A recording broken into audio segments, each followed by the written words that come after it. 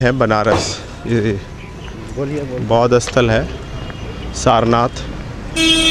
बुद्ध ने जहाँ अपना पहला उपदेश लोगों को दिया वह यह स्थान है। हमारे साथ गाइड है, हमारे साथ साथी हैं, संगठन के लोग हैं, उनके साथ हम उस स्थल को हम देखने आए हैं जहाँ ये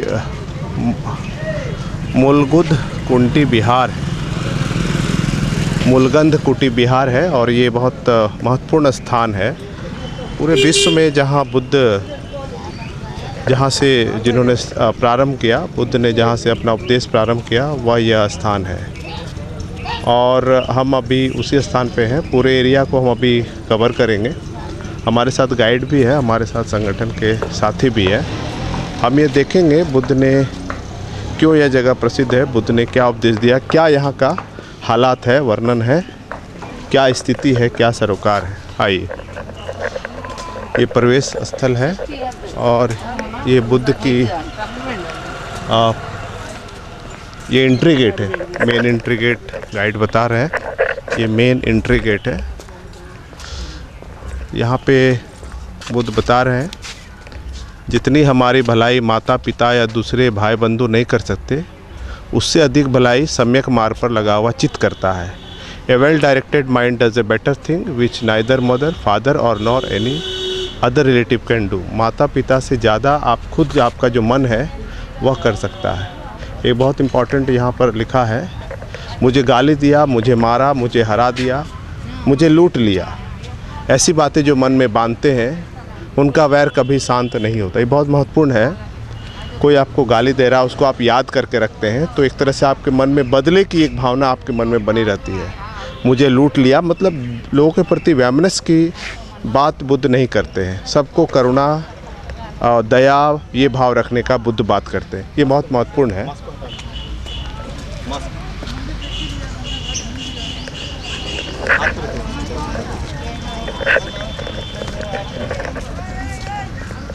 यहाँ भी बुद्ध का लिखा हुआ है इम्पॉर्टेंट। बहुत सारी बातें हैं, बुद्ध की साहित्य पूरे विश्व में प्रसिद्ध है। ये महत्वपूर्ण बातें यहाँ लिखा है। यहाँ लिखा है, देखिए कितना इम्पॉर्टेंट बात है। मानव जन्म पाना कठिन है, मानव जीवन जीना कठिन है, सद्धर्म श्रवण का अवसर मिलना कठिन है और बुद्ध की उत्पत्ति कठिन है। बुद्धों की उत्पत्ति कठिन है, ये इम्पॉर्टेंट है। बुद्ध का वो स्वरूप है कि मतलब आप दूसरे के प्रति करुणा दया भाव, ये भाव अगर रखते हैं, ये बुद्ध की पहचान है। ये बहुत महत्वपूर्ण मसला है। ये हमारे साथ गाइड है, क्या नाम है सर आपका? भैयालाल मौर्य। मौर्य जी हैं और बहुजन समाज से ये हैं और जितना बुद्ध को ये जानते होंगे मुझे लगता है हमें बहुत अच्छी जानकारी देने वाले हैं। ये हमें पूरे दर्शन स्थल, आप बताइए कुछ हमें। सर देखिए, सबसे पहले तो हम लोग इस वक्त जिस जगह पे खड़े हैं, इस जगह का नाम है सारनाथ। सार का मतलब समझ रहे होंगे, कुछ इसमें दिख रहा है। तो सार माने तत्व होता है और नाथ माने भगवान, और जब दोनों को मिलाए तो सारनाथ, या कह लीजिए कि भगवान का उपदेश। यहीं से पूरे विश्व में बौद्ध धर्म का संदेश किया। ये सामने कुछ दिख रहा है आपको, ये सामने जो दिखाई पड़ रहा है, ये सारनाथ का मेन मंदिर यही है और इसे श्रीलंका के देवमित्र अनागारिक धर्मपाल जी बनवाए हैं 1931 में। उनका प्रतिमा भी यहीं पास में लगा हुआ है, सामने दिखाई पड़ेगा आपको। और इतना ही नहीं, इस मंदिर के अंदर जब जाएंगे आप तो ये गोल्डन सा प्रतिमा दिखाई पड़ेगा भगवान बुद्ध का। ठीक उसके पीछे एक अंडरग्राउंड बना हुआ है जिसमें एक सिल्वर बॉक्स रखा हुआ है। आपको दिखाएंगे हम लोग को? जी हाँ। नहीं सर, देखने को नहीं मिलेगा। अच्छा। पर यह वर्ष में एक ही बार निकलता है ना, बुद्ध पूर्णिमा को। अच्छा। भगवान बुद्ध की अस्थि रखी हुई है, यह वर्ष में एक ही बार निकलता है, बुद्ध पूर्णिमा, कार्तिक पूर्णिमा को। उस दिन हमारे देश के किसी विशिष्ट व्यक्ति को बुलाया जाता है और उस कलश को खोल करके बच्चे बूढ़े जवान सभी को दर्शन कराया जाता है। दर्शन कराने के बाद उसको हाथी पर रख करके यहाँ के आसपास के क्षेत्रों में घुमाया जाता है और घुमाने के बाद इज्जत और सम्मान के साथ फिर उसको उसी जगह रख दिया जाता है। ऐसा इस मंदिर के अंदर है, पर कोरोना काल की वजह से आपको दर्शन बाहर से ही करने को मिलेगा। तो आइए हम और आप भी चलते चलिए उन्हीं के पास। चलिए, बहुत बढ़िया। हमारे साथ मौर्य जी हैं जो हमें इस पूरे स्थल का जो महत्वपूर्ण बातें हैं वो हमको समझना ज़रूरी है। इन्होंने बताया यहाँ 1831 का बताया आपने, ये 1931 का बनाया 1931 की ये बनी हुई है स्टैचू है। ये उन्हीं का प्रतिमा लगाया गया है। जिन्होंने बनाया है वो क्या नाम बताया आपने? अनागारी धर्मपाल जी। हाँ, अनागारी धर्मपाल जी ने ये बनाया था 1931 में। संविधान लागू होने के पहले ये बनाया गया और बहुत महत्वपूर्ण मामला है। ऐसे भी पूरे भारत में बुद्ध प्राप्त हो रहे हैं, जहाँ भी खुदाई हो रही है बुद्ध मिल रहे हैं। एक बड़ा शोध का विषय है भारत में। आइए हम आगे चलते हैं। सारे पापों का न करना, सारे पापों का न करना, पुण्य का संचय करना है। ये स्टैचू है, ये एंट्री गेट है। अभी कोरोना काल है इसलिए बहुत सारा रेस्ट्रिक्शन होगा। मौर्य जी बता रहे हैं हम लोग को। यहाँ पे हम जूता रख सकते हैं ना? हाँ बिल्कुल रखेंगे आप। यहाँ पे हम आइए, इधर हम लोग, ये प्लेस है जहाँ पे आप शूज़ उतार कर रख दीजिए।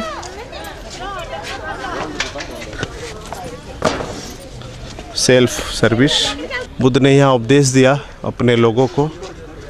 जो व्यवस्था थी उसके खिलाफ लोगों ने लोगों को तर्क से समझाया कि समाज जीवन में कैसा व्यवहार होना चाहिए लोगों का, वो बुद्ध ने यहाँ समझाया। बहुत शांतचित्त माहौल है, लोग सुबह से ही आ रहे हैं, एक अच्छी बात है। लोग इस महत्व को समझ रहे हैं बात को। हम आगे चलते हैं। ये सारनाथ का ही पार्ट है। हाँ, मंदिर का ही पार्ट है। अच्छा। ये सामने पीपल का पेड़ दिख रहा है। यस। इसे बोधि वृक्ष कहते हैं। जो सामने दिखाई पड़ रहा है, हाँ, इसे बोधि वृक्ष कहते हैं। पर ओरिजिनल तो बुद्ध गया बिहार में है। जी बिल्कुल। जिस पेड़ के नीचे भगवान बुद्ध को ज्ञान की प्राप्ति हुई, उसी पेड़ की सैपलिंग करके श्रीलंका ले जाकर के लगाया गया था। और ये काम सम्राट अशोक की बेटी और बेटा महेंद्र और संघमित्रा ले गए थे अनुराधापुरम। पर वहाँ से जो ला करके लगाया गया है, ये तीसरी ब्रांच है।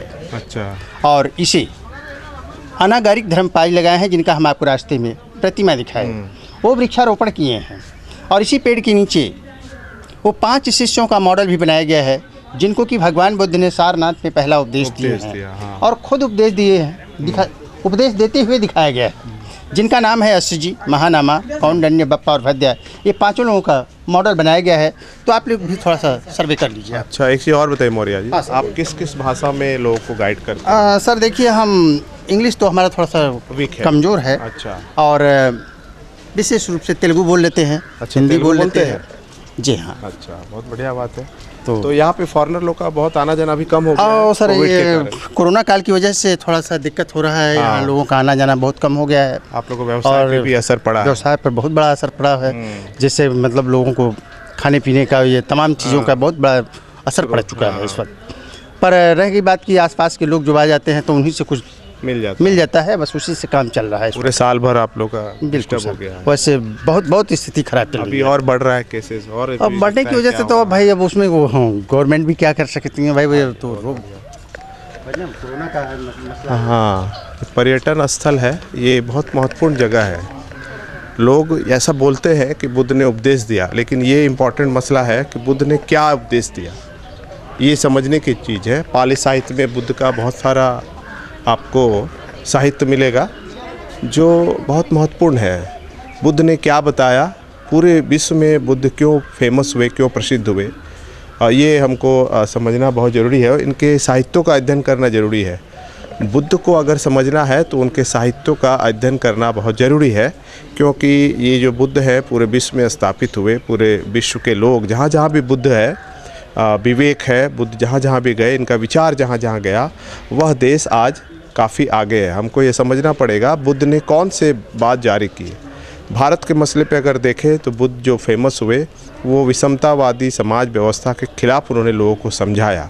दुखों का उन्होंने एक लिस्ट बनाया और लोगों को समझाया कि ये दुख है। फिर उन्होंने उसका निवारण ढूंढा, निवारण क्यों ऐसा है उसका कारण ढूंढा और फिर उसका निवारण ढूंढा, लोगों को यही बताया। बुद्ध यहाँ शायद वही बता रहे हैं। उन्होंने पहला जो उपदेश दिया है, आप देखिए यहाँ 5 मॉन्क बुद्धिस्ट नीचे हैं और बुद्ध उनको ये उपदेश दे रहे हैं ये भारत में ये है। भारत में जो प्रॉब्लम्स थी उस वक्त बुद्ध के समय में, बुद्ध काल में, वो ब्राह्मणवाद चरम सीमा पर था।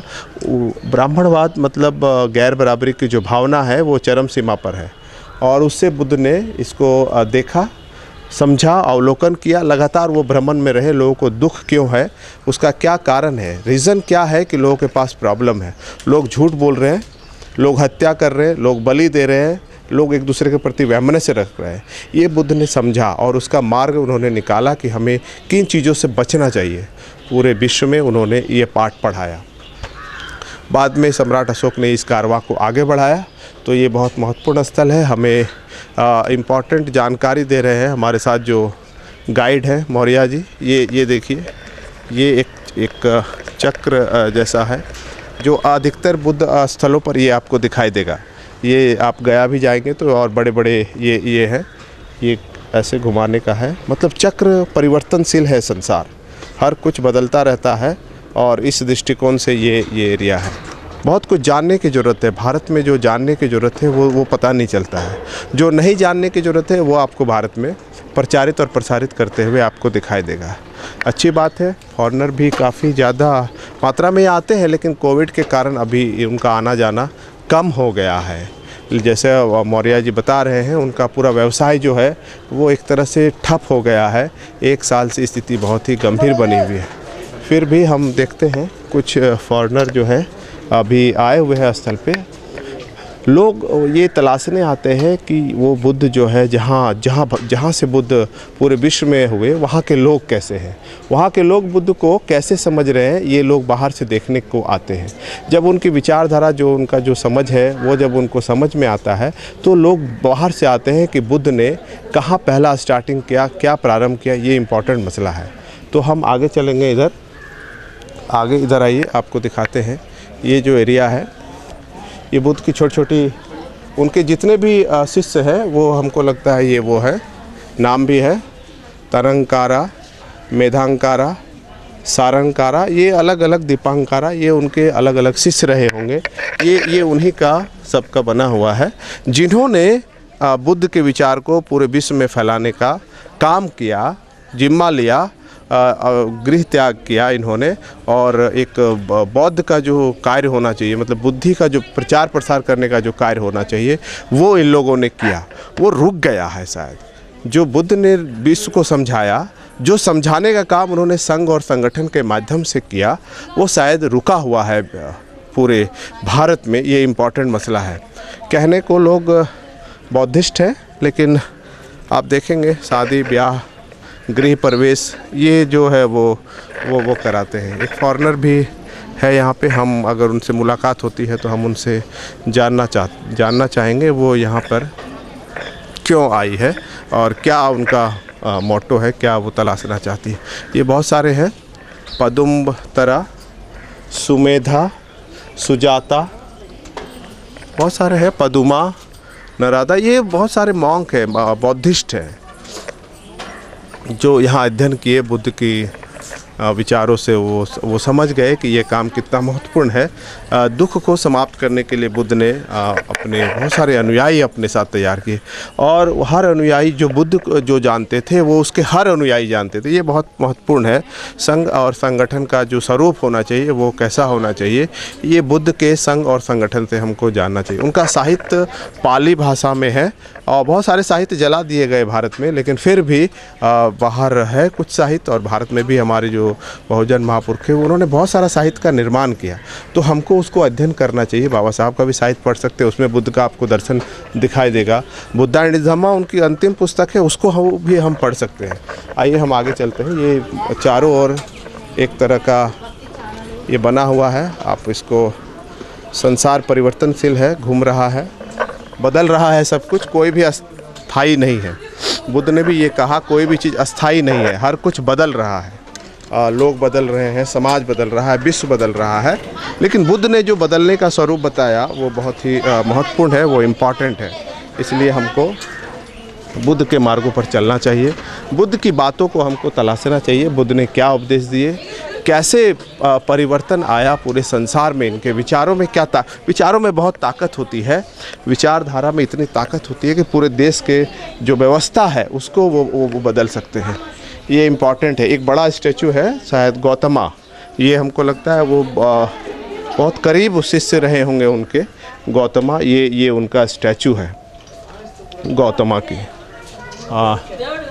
बुद्ध के जस्ट पीछे है, इधर से आप देख सकते हैं बुद्ध के 5 वो शिष्य।